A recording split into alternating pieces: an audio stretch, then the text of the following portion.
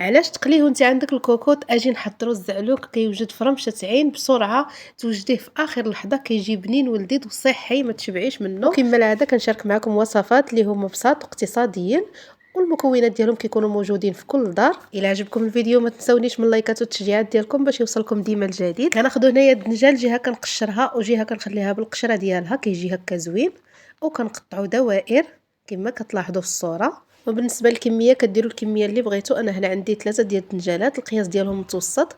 من بعد كنزيد عليهم 2 ديال المطيشات، كنقيهم وكنقطعهم بهذه الطريقه هذه. من اليوم ما غتبقاي تعكزي على الزعلوك، كيوجد بسرعه في 10 دقائق كيكون واجد. وكنضيف ليهم واحد 2 فليفلات خضر حلوين، كنقطعهم حتى هما بهذه الطريقه هكا دغيا دغيا. من بعد كنزيد عليهم تقريبا واحد الحبه ديال الفلفله حمراء مقطعه حتى هي. كنزيد شويه ديال زيت الزيتون، وكنزيد واحد 3 ضريصات ديال الثومه، انا غير قطعتهم هنايا ما حكيتهمش. بالنسبه للعطريه كندير معلقه ديال التحميره، معلقه ديال الكمون، معلقه ديال الهريسه، ومعلقه كبيره ديال الربيع مقطع. كنزيد شويه ديال الملحه.